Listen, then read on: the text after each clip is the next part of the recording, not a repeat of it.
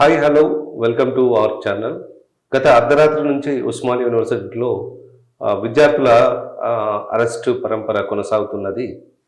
అయితే ఎందుకు ఏమిటి అని తదితర వివరాలు సీనియర్ జర్నలిస్ట్ శ్రవణ్ కుమార్ గారిని విశ్లేషించి తెలుసుకుందాం. సార్ నమస్తే.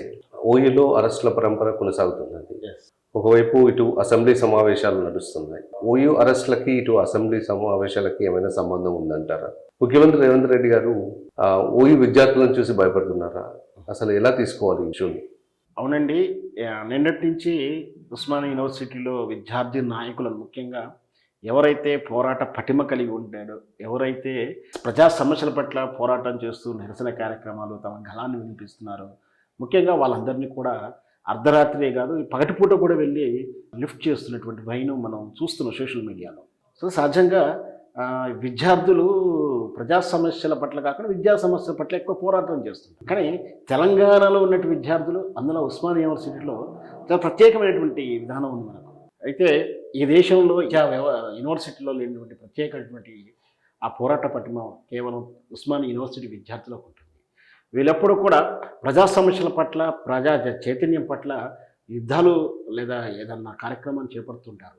ఆనాడు గోల్కొండ నవాబు నుంచి మొదలు పెడితే ఈనాటి తెలంగాణ ఉద్యమం వరకు ఉస్మానియా యూనివర్సిటీ పాత్ర విలువ కట్టలేనిది, వెలలేనిది.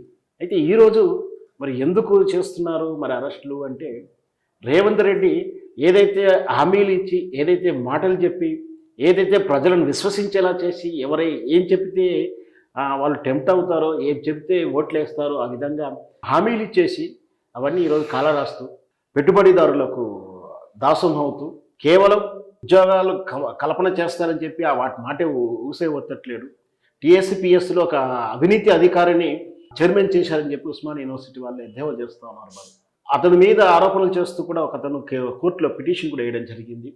పైగా మళ్ళీ ఉస్మానియా యూనివర్సిటీ కాదు, ఆచార్య జయశంకర్ గారి యూనివర్సిటీలో కూడా దాంట్లో 100 ఎకరాలని హైకోర్టు కేటాయిస్తూ జీవో కూడా వేయడం జరిగింది.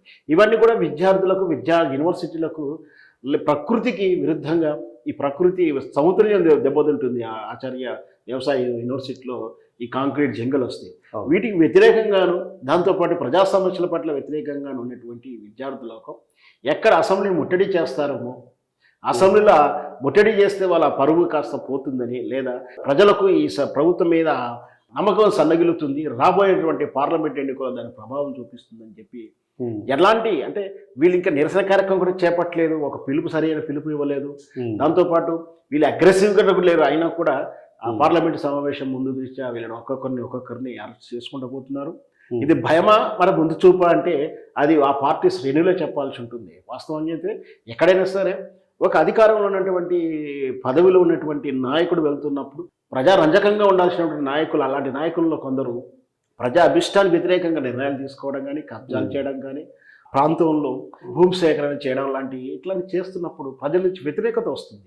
ఆ వ్యతిరేకత వచ్చినప్పుడు నిరసన కార్యక్రమాలు చేపడుతుంటారు. కాబట్టి వాళ్ళ కార్యక్రమం లేదా వాళ్ళు ఏదైతే పర్యటన చేస్తున్నో దానికి అడ్డంగా ఉండకూడదని ముందస్తు అరెస్టులు చేయడం కానీ, ముందస్తే వాళ్ళని అక్కడ 144 సెక్షన్స్ పెట్టడం కానీ, లేదా ఇతర సెక్షన్లు అప్లై చేయడం కానీ చేస్తుంటారు.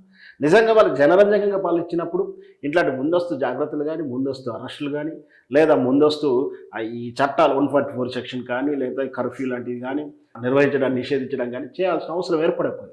ప్రజలకు వ్యతిరేకంగా, ప్రజా అభిష్టానికి వ్యతిరేకంగా, ప్రజల కోరికలకు, ప్రజా క్షేమానికి దూరంగా వెళ్ళినప్పుడే ఇట్లాంటి పరిస్థితులు వస్తాయి.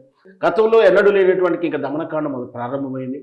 రోజు రోజుకు ఈ ఆటో కార్మికులు రోజొకరు ఆత్మహత్య చేసుకుంటున్నారు, రైతులు ఆత్మహత్య చేసుకుంటున్నారు. ఒకవైపు కరెంటు లేదు, ఒకవైపు నీరు లేదు. ఎన్నడూ కూడా పండు వేసవిలో కూడా మత్తడి దిగినటువంటి నదులను చూసాం, చెరువులను చూసాం మనం.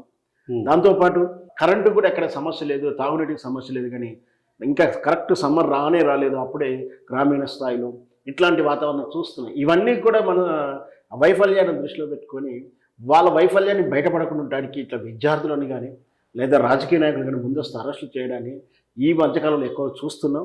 ఇలాంటిది ప్రజాస్వామ్యం లాంటిది తగదని నా ఉద్దేశం.